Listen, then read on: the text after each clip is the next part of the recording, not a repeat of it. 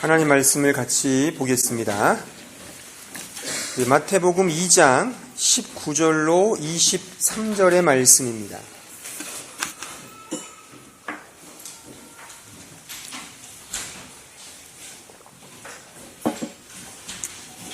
(19절로 23절) 우리 한 절씩 교도하겠습니다. 제가 먼저 19절을 공독하겠습니다. 헤롯이 죽은 후에 주의 사자가 애굽에서 요셉에게 현몽하여 이르되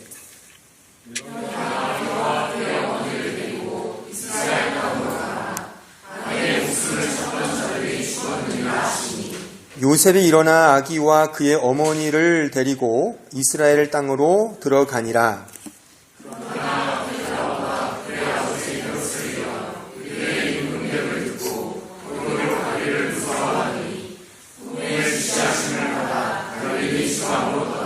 같이 봅니다. 나사렛이란 동네에 가서 사니 선지자로 하신 말씀에 나사렛 사람이라 칭하리라 하심을 이루려 함이로라. 아멘.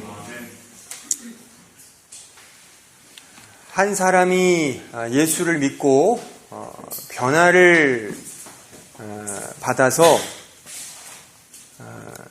하나님의 사람으로 점점 되어가는 것은 인간이 할 수 있는 일이 아닙니다. 여러분들 이 자리에 지금 이렇게 앉아있는 것도 어떻게 보면 내 배후에 하나님의 그 놀라운 어떤 섭리가 있어서 이 자리에 지금 앉아있는 줄로 저는 믿습니다. 그런데 이러한 사실이 마이크를 바꿀까요?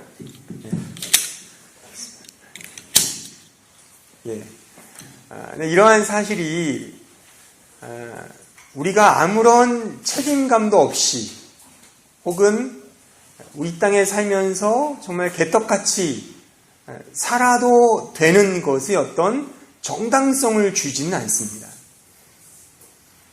본질적으로 인간이 예수를 믿고 하나님의 사람이 되는 것은 물론 하나님의 역사이지만 그 하나님의 역사는 그 사람을 도구로 하여 그 사람을 통하여 역사되는 것이기 때문에 우리 인간은 더 품이 있고 더 예수님을 닮아가는 모습으로 살아가야 하는 것입니다. 그러니까 예수를 믿는다는 것이 품위가 있어야 하고 또한 더 그 행동이 올곧게 살아야 한다는 것이죠. 여기서 먼저 우리가 살펴보아야 할 것은 그 예수를 믿는다 해서 그 예수가 누구냐에 대한 그 성경적 지식을 우리가 근거로 해야 되기 때문에 지금 우리가 계속적으로 이 마태가 증거하고 있는 그 예수가 누구냐에 대해서 우리가 초점을 맞추고 지금 우리가 추적하고 있는 가운데 있습니다. 그 예수 그가 누구냐 이거죠. 우리가 지금까지 이제 마태가 이제 4차례에 걸쳐서 구약 성경을 인용하여 예수가 누구냐에 대하여 지금 증거하는 말씀들을 들었습니다. 좀 정리를 좀 하자면 1장 23절의 임마누엘, 그 임마누엘은 그 이사야 7장 14절을 인용한 거죠. 그래서 스알 야숲 다 기억나시나요? 기억 안 나셔도 나는 듯한 표정을 지어주시면 스알 야숲, 즉 남은 자가 돌아온다. 즉 하나님의 정화시키시는, 그러니까 예수 그리스도가 나와 함께 한다는 것은 우리가 생각하는 것과 달리 나를 거룩하게 정화시키시도록 함께 하시는 하나님. 또한 헤롯 왕 앞에 선 예수 그리스도, 유대 땅 베들레헴아 너는 결코 작지 않다. 너에게서 이스라엘이 목자가 날 것이다. 그죠? 그럼 미가 5장 2절의 말씀을 이제 마태가 인용하면서 진정한 우리의 왕은 누구냐? 바로 예수라 이거죠. 또한 애굽에서 내 아들을 불렀다. 그런 말씀, 호세아 11장 1절을 이제 마태가 인용하면서 진정한 구원의 근거가 무엇인지, 하나님께서 이스라엘 백성들을 구원으로 이끄셨던 것처럼 예수 그리스도를 근거로 하여 지금 우리 백성, 당신의 백성들을 불러 모으고 있다는 그 사실을 우리가 배웠습니다. 지난 시간에는 그 라마에서 애곡하는 그 라헬의 애곡 소리를 통하여 우리의 실존은 뭐예요? 죄된 본성 속에 다 애곡하는 가운데 있잖아요. 이 사회는 부조리한 사회인 겁니다. 그런 인생과 삶 속에 진정한 위로, 진정한 행복, 진정한 삶의 소망은 무엇에 있느냐 이거죠. 이 세상에 가치에 있는 것이 아니라 오직 예수에게 있다라고 하는 사실을 우리가 지난 시간에 살펴보았죠. 기억나시죠? 예. 안 나시는 분들은 다시 한번 음성 파일을 들어보세요. 어쨌든 마태가 지금 논하고 있는 예수님이 어떤 분인지에 대해서 우리가 지금 계속 추적하고 있는데, 이제 오늘 이 본문은 이제 마태가 예수님을 나사렛 사람이라고 강조하고 있습니다. 그 부분, 나사렛 사람 예수가 어떤 의미가 있느냐를 우리가 한번 생각해 볼 찬인데, 오늘 말씀의 배경은 이렇습니다. 이제 그 헤롯 왕을 피해서 요셉이 마리아와 아기 예수를 데리고 애굽으로 이제 피해 갔지 않습니까? 이제 그 이후에 헤롯 왕이 죽었어요. 죽고 나서 이제 다시금 돌아가도 된다라고 하는 이제 하나님의 어떤 꿈의 어떤 지시를 받고 이제 이스라엘 땅으로 돌아오려고 하니까 그 헤롯의 아들인 이제 아들이 상당히 또 포악한 왕이에요. 상당히 잔인하고 상당히 뭐랄까 이 아버지 못지않게 상당히 이렇게 잔혹한 왕이어서 이제 요셉이 원래 그 베들레헴으로 가려고 했는데 거기로 가지 않고 갈릴리 나사렛이라는 동네로 이제 가 있는 거죠. 그러니까는 팔레스타인 지도를 보면 베들레헴보다 약간 북부 쪽에 위치하고 있는 게 나사렛이란 지역입니다. 그래서 이제 예수님이 이제 거기서 자라나시는 거예요. 그래서 그분이 이제 닉네임처럼 나사렛 예수라는 그런 소위 지역명이 따라다니게 되는 거죠. 우리로 말하면 이제 뭐 나는 서울 출신이다, 나는 인천 출신이다, 뭐 대구 출신이다, 뭐 이런 자기 출신지를 우리 얘기하잖아요. 그죠? 네, 그런 것처럼 예수님도 이제 어디에 가면 얘는 나사렛 사람. 그렇게 이제 어떤, 닉네임이 붙게 된 그 계기가 뭐냐? 이제 요셉이 이제 베들레헴이 아닌 나사렛으로 간 거예요. 근데 사실 이거는 큰 의미가 있지 않은 게 요셉과 마리아의 실제 고향이 나사렛이었다고 그래요. 그러니까 거기에 가는 건 뭐 그렇게 큰 문제가 없는데 마태는 그 사실을 상당히 어떤 성경적 성취로 그렇게 기술하고 있는 걸 볼 수 있죠. 그렇죠? 오늘 본문에 보니까 23절에 보면은 구약의 선지자가 예언한 대로 예수가 나사렛 사람이 되었다. 그런 식으로 이제 우리에게 소개하고 있는데 그건 차후에 제가 더 설명해 드릴 겁니다. 어쨌든 먼저 우리가 살필 건 뭐냐면 이 나사렛이라는 그 의미가 가지고 있는 특성이 뭐냐, 그 부분을 먼저 한번 우리가 살펴야 되는데, 그 나사렛 지방은 갈릴리 북부에 점하고 있는 지역이고 그 지역에는 당시에 팔레스틴을 지배하던 로마 군 부대가 이제 머물렀던 지역이 나사렛이었어요. 그러니까 우리로 말하면 용산 DC처럼 미군이 지배하고 이렇게 점령하고 있던 그런 데처럼 뭐 의정부 이런 군부대처럼 이런 그 로마 군대가 이제 상주했던 지역이 나사렛이었어요. 그럼 여러분들은 어떤 느낌이 드세요? 그 당시 유대인들이 그 나사렛 지역을 좋아했을까요? 아니면 좀 싫어했을까요? 싫어했겠죠. 왜냐하면 자기들이 원수처럼 생각했던 로마 군대가 상주했던 지역에 그 주민들을 누가 좋아하겠어요? 그러니까 심지어 어느 기록에 보면 그 나사렛 사람들을 회색 분자라고까지 그렇게 이야기를 해요. 회색 분자. 아주 그 좋지 않은 평가죠. 그러니까 상당히 경멸하고 비난하고 무시하고 천대하고 핍박한 그런 상징적인 지역이 이 나사렛이었습니다.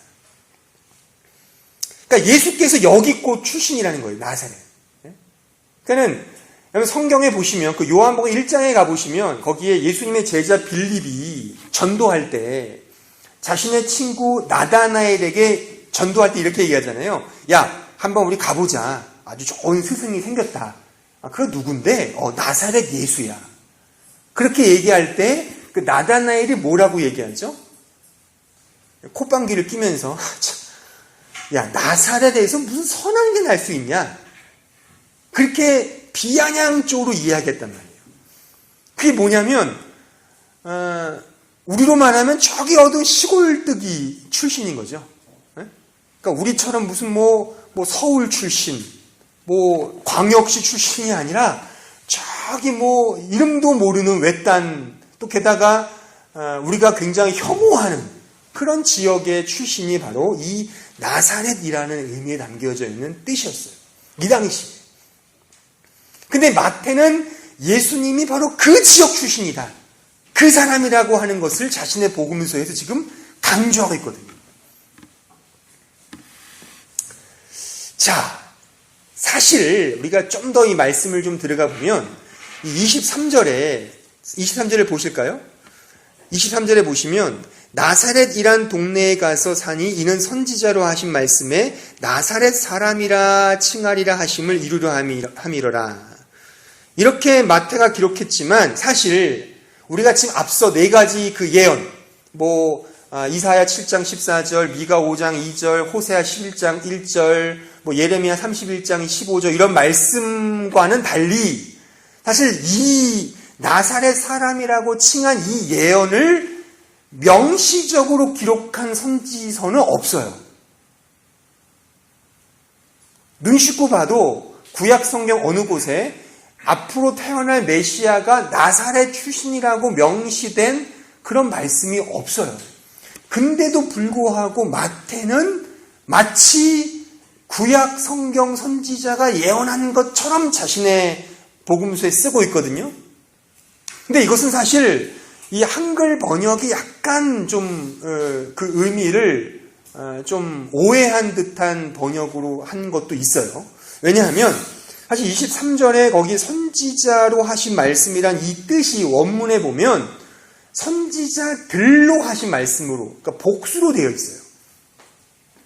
그러니까 어떤 한 선지자가 이런 예언을 한 것이 아니라 전체 구약의 선지자들이 메시아를 예언할 때 이러이러한 메시아를 예언했는데 마태가 그 모든 것들을 종합하고 평가하면서 바로 그가 누구냐? 나사렛 예수다.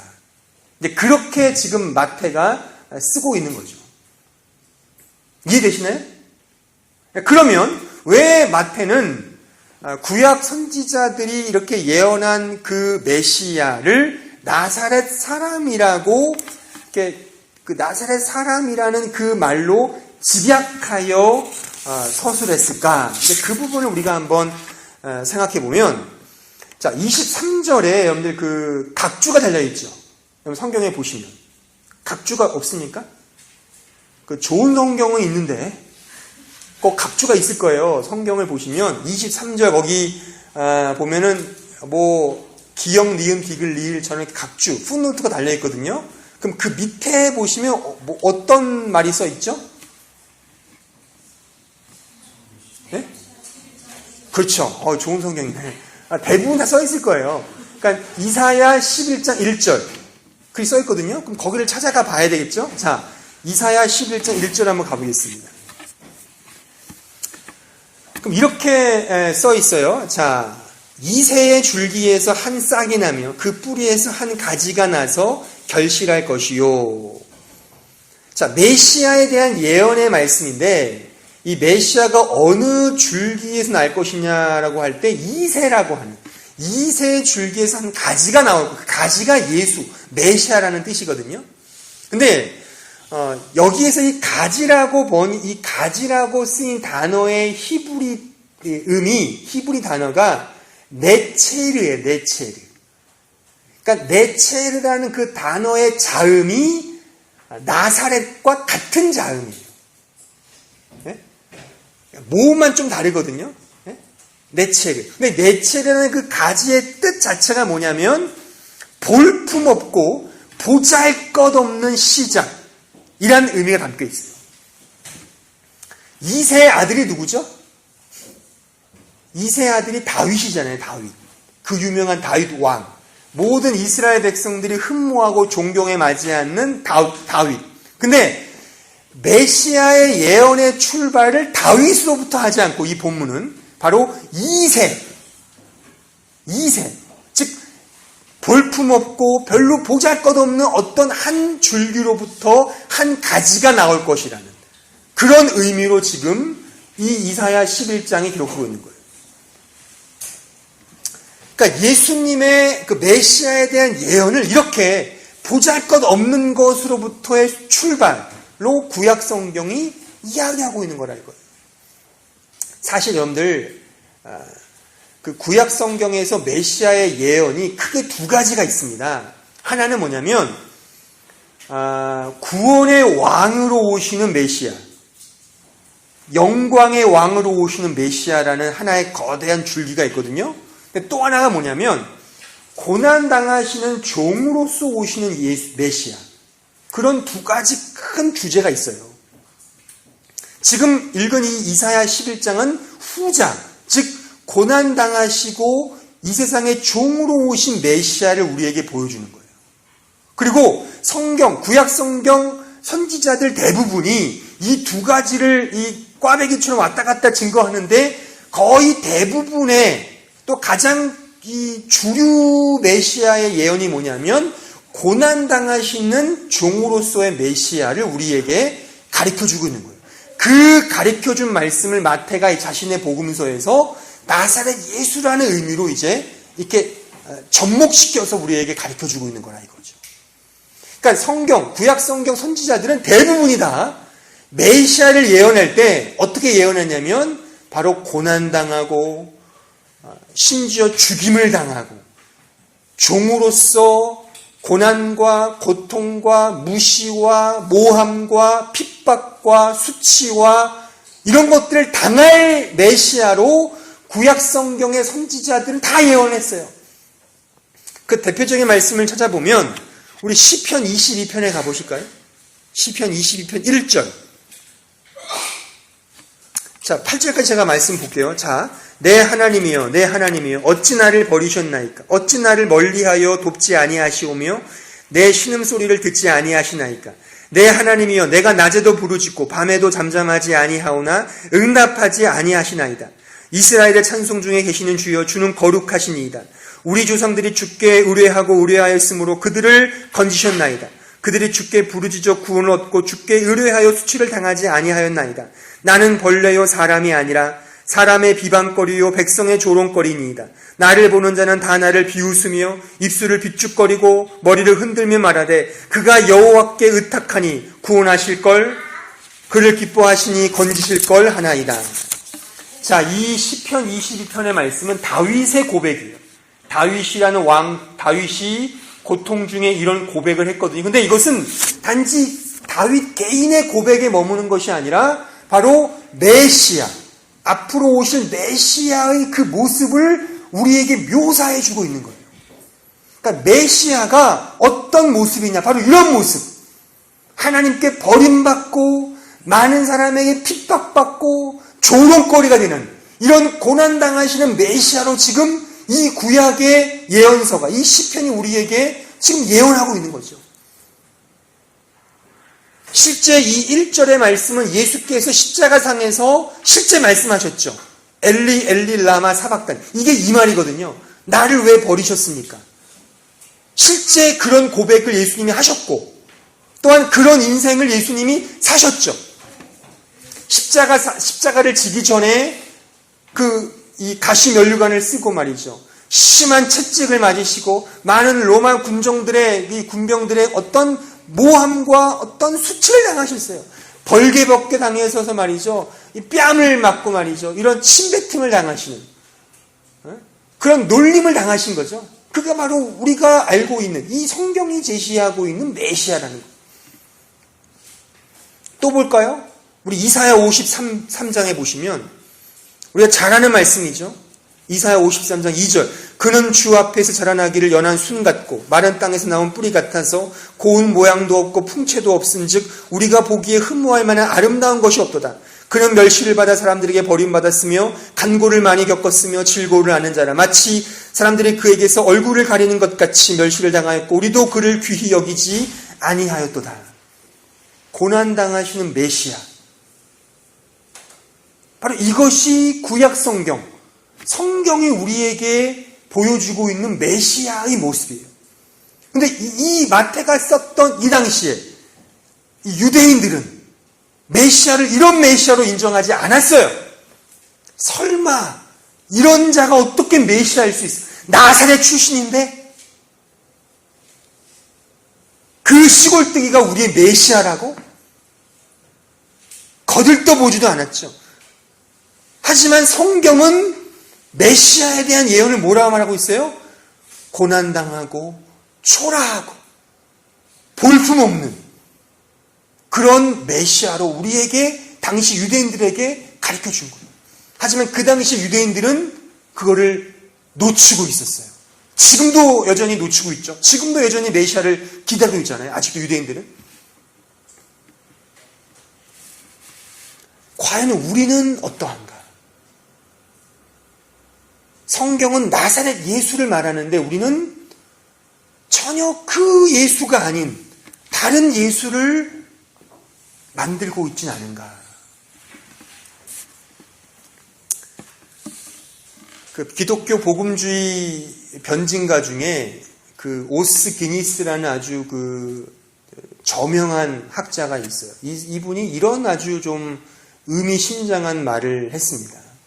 즉 그리스도인, 그리스도교 이 세 단어의 차이가 있다. 그러니까 무슨 말이냐면 그리스도에게서 그리스도인으로 전이됐을 때 그 그리스도라는 그 안에 담겨져 있는 개념이 많이 약화되고 퇴색되고 낮춰진다 이거죠.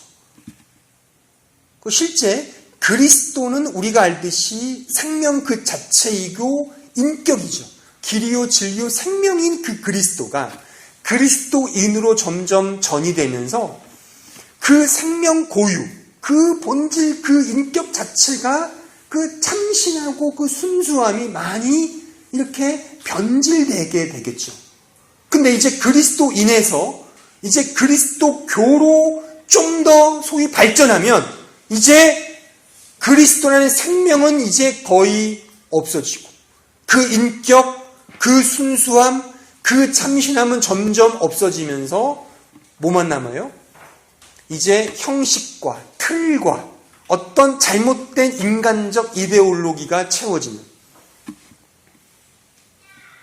더 쉽게 말하면 예수라는 그 개념에서 기독교라는 지금의 교회라는 것으로 이것이 소위 발전하면 성경이 말했던 그 예수, 그 복음이 없어진다. 오늘날의 현대 교회를 생각해 보세요. 그러니까 여러분들 자신을 놓고 생각해요. 여러분들이 알고 있는 예수가 진짜 성경이 말하는 예수가 맞을까요? 혹시 다른 예수를 꿈꾸고 있지는 않습니까? 성경은 고난당하신 예수를 말하고 있거든요, 우리에게. 근데 우리는 유대인들처럼 정치적, 경제적, 사회적 어떤 승리의 메시아, 정복자 메시아, 영광의 메시아를 우리는 꿈꾸고 있지는 않은지, 거기에 그런 개념을 만들어 놓고 이것이 기독교이냐, 이것이 예수다, 이것이 복음이다, 그렇게 우리가 혹시 속고 있는 건 아닌지, 아니면 우리가 그렇게 속이고 있는 건 아닌지, 예수는 나사렛 예수예요. 회색 분자라는 취급받고 놀림과 비방과 비난과 무시와 천대와 박해와 배척을 당했던 그런 예수였어요. 그러니까 나사렛 지역에 그 당시 유대인 기득권이 살겠습니까? 안 살죠. 또한 당시의 중산층도 안 살겠죠.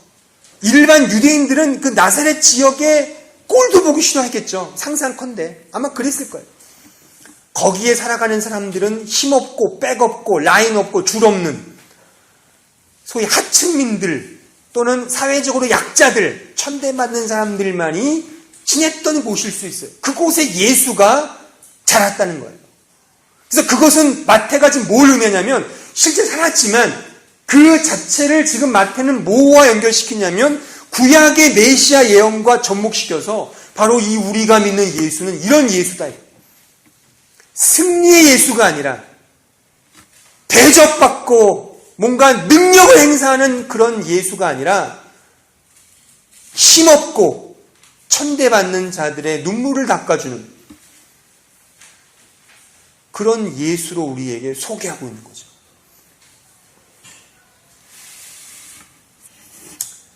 그러니까 지금으로 말하면 진짜 대도시 출신이 아닌 거예요. 좋은 명문대도 안 나왔어요. 어떤 화려한 직장도 아니에요. 그냥 별 볼 일 없는 사람인 거예요. 그런 사람이 메시아라고 나오니 기득권자들이 좋아하겠어요? 자, 저놈 죽여버리자. 뭐야 쟤? 목수 아들 아니야 쟤? 고자. 쟤 계보가 뭐야? 쟤 아무것도 아닌 놈이 무슨 예수를 지가 메시아라고 설치고 다녀? 그걸 죽인 거죠. 근데 물론 그것은 구약의 성취이긴 하겠지만 그 당시의 분위기는 그랬다는 거예요. 또 우리가 믿어야 할, 우리가 쫓아야 될 우리의 신앙의 모델이 그런 분이시고. 그러니까 여러분들을 따지면 지금 독일에 와서 유학생활하고 이렇게 좀 이 선진국이잖아요. 독일은 그래도 G7 국가인데. 여기서 생활하신 여러분들은 어떻게 보면 선택받은 자들이에요. 그러니까 여러분들의 삶과는 예수의 삶과는 좀 괴리가 있어야 되는 게 맞아요. 굳이 이렇게 좀 리얼하게 견주자면. 그러니까 믿음의 눈으로 예수를 보지 않으면 사실 예수님을 믿을 수가 없습니다. 그러니까 여러분들 믿음이 있나요? 뭐 좋게 봐서 믿겠죠. 인정하죠. 그러면 이렇게 한번 여러분들 스스로를 한번 따져보자 이거죠. 여러분들이 진짜 믿고 있는 예수님이 지금 성경이 말하는 이러한 초라하고 고난당하시고 보잘것없는 이런 분을 믿고 있느냐? 좀 더 우리가 이런 질문 던질 수 있죠. 예수를 믿고 난 이후에 나의 삶이 예전처럼 여전히 절망과 실패와 좌절의 연속이라면 계속 예수를 내가 믿을 수 있을까?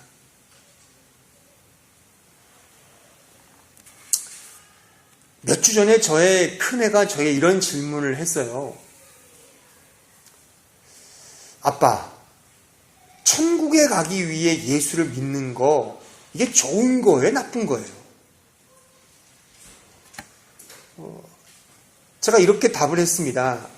사실 일단 답을 얘기하면 천국을 가기 위해 예수를 믿는 것은 결코 나쁘지 않다. 정당한 어떤 이 진술일 수 있다 이거죠. 그런데 그 믿음의 본질이라는 측면에서 한번 생각해 보면 천국이라는 건 뭐겠어요? 어떤 한 죄인이 예수를 믿어서 그분을 인격적으로 사랑하게 되고, 그렇죠? 또한 그러니까 내 자신이 얼마나 더러운 죄인임을 깨달아 그 앞에 회개한 그런 사람에게 주어지는 게 천국이잖아요. 그러면 하나님을 사랑하고 예수님을 뜨겁게 믿는 그 사랑 속에 내가 장소적인 개념이 아니라 내가 어느 곳에 거하든 그곳이 천국이겠죠. 그렇죠? 이게 믿음의 본질이라면 그럼 아까 했던 그 질문에 그 담겨져 있는 그 의도를 한번 되새김해보면 천국이라는 어떤 세속적 보상을 얻기 위해 예수를 믿는다. 그럼 그 믿음은 그게 진짜겠냐는 거예요.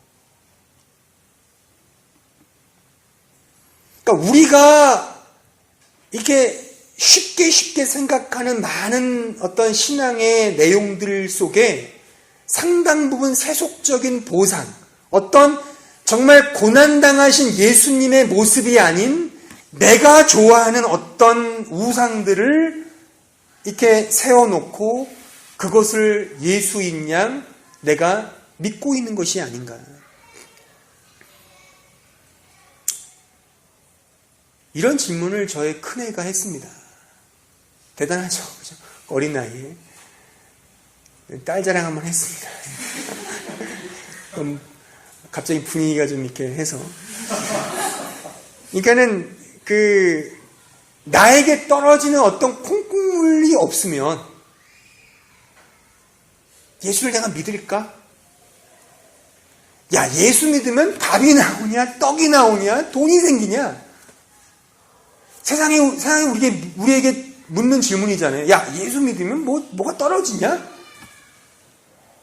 예수 믿으면 어떻게 좋아져? 그렇게들 반문을 하죠. 그럼 그런 반문 앞에 넣으면 뭐라고 답변하시겠냐 이거예요. 여러분들이 혹시 그렇게 하기 위해 앉아있는 건 아니에요? 좀 더 고상하게 말해볼까요? 밥이니 떡이니 이런 좀 더티한 거 말고 예수를 믿으면 평안해지고 예수를 믿으면 삶의 진정한 가치를 찾고 예수를 믿으면 행복해진다. 예수를 믿습니까? 우리가 좀 확인했잖아요. 그 정반대인데요. 예수를 믿으면 더 고달퍼지고 예수 믿으면 더 힘들어지고 더 쉽지 않아요. 예수 믿으면. 예수 믿으세요? 그래도?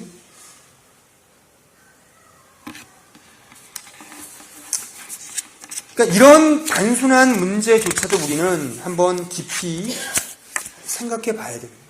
예수를 믿으면요, 고민하지 않아야 될 고민을 해야 되고, 걱정할 필요가 없는 것들을 걱정해야 되고, 아파할 필요가 없는 것들에 대해 아파해야 되는 것이 예수를 믿은 표입니다.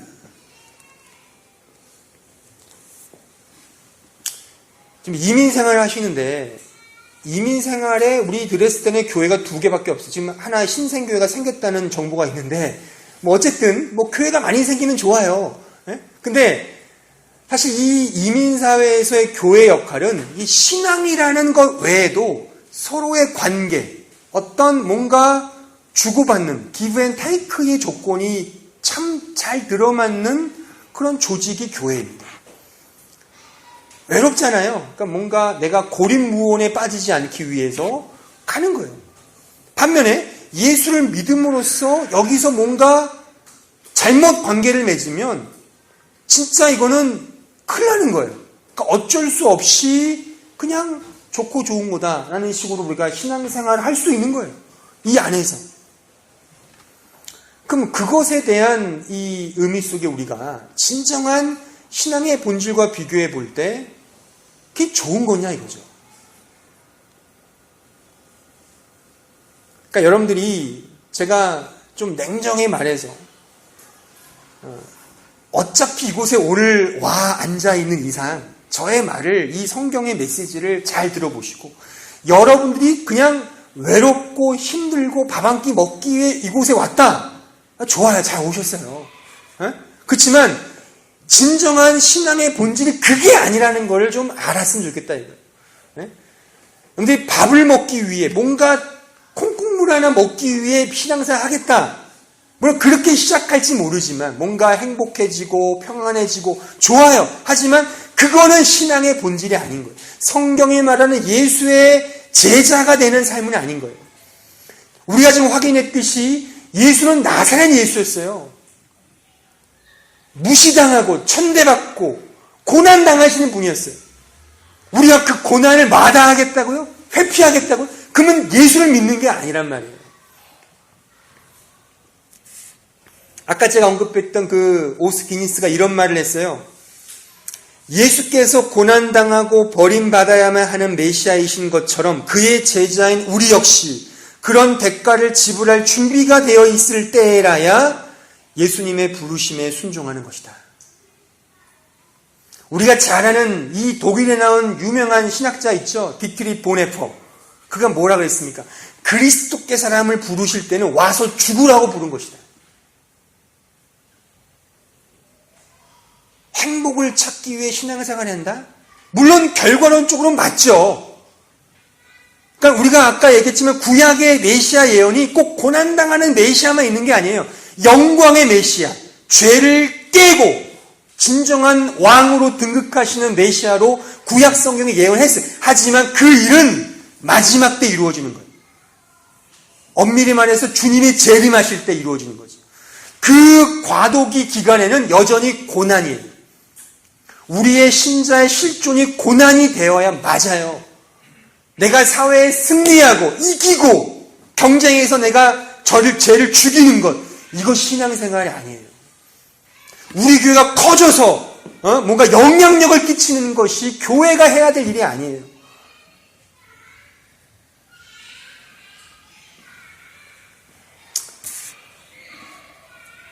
성경이 말하는 진정한 제자도는 우리의 주인이신 예수 그리스도와 같이 사는 거예요. 나의 주어진 삶 속에서 그리스도를 위해 어떻게 살고 어떻게 죽을지를 고민하고 분별하고 행동에 옮기는 거예요. 이게 진정한 제자도입니다. 나사렛 예수를 따라가는 그 제자의 모습인 거예요. 말씀 마무리 짓겠습니다. 로마서 1장 16절의 말씀을 보겠습니다. 내가 복음을 부끄러워하지 아니하노니 이 복음은 모두 믿는 자에게 구원을 주시는 하나님의 능력이 됨이라. 먼저는 유대인에게요 그리고 할례인에게로다. 여러분들의 자랑이 무엇입니까? 복음을 부끄러워하지 아니하십니까? 자랑이 뭐예요? 고난당하신 예수가 진정한 자랑이십니까? 진짜 그럴까요? 내가 예수를 믿어서 무시당하고 바보 취급당하고 등신 취급받는 그것이 자랑일 수 있겠어요? 그렇지 않죠. 우린 예수 믿은 보상을 얻고 싶어 하죠. 뭔가 승리하고 싶은 거죠. 근데 그거는 나사렛 예수에 담겨져 있는 그런 신앙의 모습이 아니에요. 심지어 예수의 복음 때문에 고난을 당하는 거예요. 핍박을 받는 거예요. 물론 제가 누누이 말씀드리지만 예수 믿는다고 감옥에 가두는 시대는 아니에요. 하지만 더 교묘하고 더 무서운 더 악랄한 것으로 우리에게 핍박과 고난을 지금 가하고 있죠. 세상은. 그 앞에 여러분들은 어떻게 답을 하시겠습니까? 혹시 그 고난이 싫어서 회피하고 있지는 않습니까? 아까 제가 자꾸만 이야기했듯이 그런 잘못된 것으로 치장하지는 않습니까? 디모데후서 1장 11절의 말씀을 드리겠습니다. 내가 이 복음을 위하여 선포자와 사도와 교사로 세우심을 받았노라 입었노라. 이로 말미암아 내가 또 이 고난을 받되 부끄러워하지 아니함은 내가 믿는 자를 내가 알고 또한 내가 의탁한 것을 그날까지 그가 능히 지키실 줄을 확신함이라. 세상 사람들이 이렇게 힐난합니다. 야, 예수를 믿었는데 그 꼴이야? 야, 왜 몸이 아파 예수 믿는데? 야, 얘는 왜 맨날 예수 믿는데 이렇게 우거지상으로 살고 있어? 야, 네가 믿는 하나님께 좀 기도해봐. 하나님이 들어주지 않겠어? 어? 야, 네 하나님은 살아계시기냐 하냐? 그런 힐문 앞에 뭐라고 답을 하시겠냐 이거예요. 답을 하시기 전에 그런 힐난과 힐문과 비난 속에 어떤 마음으로 여러분들의 마음 속에 이렇게 세우고 있냐는 거죠. 정말 그런가? 정말 하나님은 계신가? 내가 믿는 게 뭔가 잘못된 건가? 그렇게 혹시 주눅 들지는 않습니까? 이것이 답입니다. 마태복음 5장 10절. 의를 위하여 박해를 받은 자는 복이 있나니 천국이 그들의 것입니다. 나로 말미암아 너희를 욕하고 박해하고 거짓으로 너희를 거슬러 모든 악한 말을 할 때에는 너희에게 복이 있나니 기뻐하고 즐거워하라. 하늘에서 너희의 상이 큼이라. 너희 전에 있던 선지자들도 이같이 박해하였느니라. 예수를, 그 고난당하시는 예수가 우리의 복인 거예요. 그를 따라 고난을 당하는 것 자체가 우리의 복인 거예요. 우리의 축복이라는 사실. 그렇게 외칠 수 있으시겠어요? 쉽지 않죠. 고민하셔야 돼요. 우리가 자주 듣는 나사렛 예수. 혹시 우리가 알고 있는 예수와 얼마나 변질되고 괴리감이 있는지 우리는 우리 자신의 신앙생활을 반추하면서 돌이켜보셔야 돼요. 그리고 오늘 마지막 이 말씀을 마음속에 담으세요. 내가 그리스도의 복음을 위하여 받는 것은 도리어 복이구나. 우리가 주님이 재림하실 때까지 여러분들이 원하고 소원하는 것처럼 이루어지지 않을 거예요. 우리가 지난번 살폈듯이 스알 야숲, 우리와 함께 하시는 하나님 예수 그리스도는 여러분들이 좋은 것으로 결코 채우시지 않으십니다.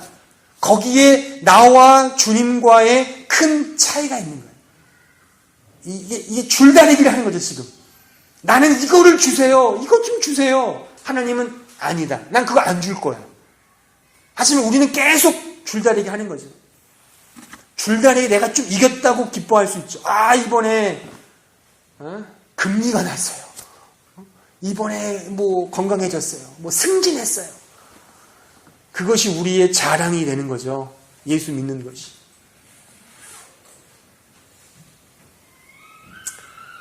그러니까 참 이 교회에서 자기 개인적인 고난을 이야기하기가 쉽지 않죠. 다 좋은 것만 이야기하고 싶잖아요. 그 연말이 되면 말이죠. 한국에 제가 교구 목사를 오래 했지 않습니까? 그러면은 이렇게 특히 중년 이상 되는 그 가정에 그 판도가 180도 달라져요. 그게 뭐냐면 그 자식이 대학에 갔느냐 안 갔느냐, 그리고 어느 대학에 갔느냐, 그거에 따라서 아주 난다 긴다 하던 분도 갑자기 은매 기주고가 되고, 거의 초라하게 있던 분도 은매 기사라 이렇게 되는 거예요. 그러면서 이제 예수 믿은 그 보상에 따라서 이제 그 표정이 달라지죠. 그게 아니라는 얘기예요. 여러분들이 지금 현재 어떠한 당면한 문제에 처하든지 그곳이 하나님이 보실 때는 가장 최적이라는 사실을 이해하셨으면 좋겠고, 그리고 여러분들이 설령 다른 어떤 관건의 문을 통과했어도 그것은 또 다른 관건, 또 다른 고난이 나에게 온다는 그 준비 단계라는 것을 알아요. 주님이 재림하셔서 우리의 눈에 눈물을 닦고 나에게 진정한 영광의 멸관을 씌워줄 때까지는 우리의 인생의 진정한, 우리가 생각하는 행복, 평안은 우리의 생각과는 다른 그런 평안과 기쁨이라는 사실을 아셔야 합니다. 이러한 사실들이 오늘 우리가 다룬 이 나사렛 예수에 담겨져 있다는 사실을 기억하시고, 그러니까 어떻게 보면 이 의미 속에 우리가 담겨져 있는, 우리가 원하는 모든 것이 이미 담겨져 있다는 것을 또한 반증하는 거죠. 이 사실을 기억하시고 우리의 삶을 온전히 하나님 말씀 앞에 이렇게 대주하여 믿음의 눈으로 살아가시는 우리 모두가 되기를 진심으로 바랍니다. 같이 기도하겠습니다. 은혜로우신 아버지 하나님, 감사합니다. 저희들의 삶이 참 부족하고 연약합니다. 그러나 오늘 말씀을 통해 다시 한번 확인하였습니다. 정말 우리의 인생, 우리의 삶, 오직 하나님께 모든 것들을 맡기고 그 하나님 안에서 그 예수 그리스도 안에 참된 행복과 기쁨을 찾는 우리 모두가 될 수 있도록 인도하여 주옵소서. 예수님의 이름으로 기도하옵나이다.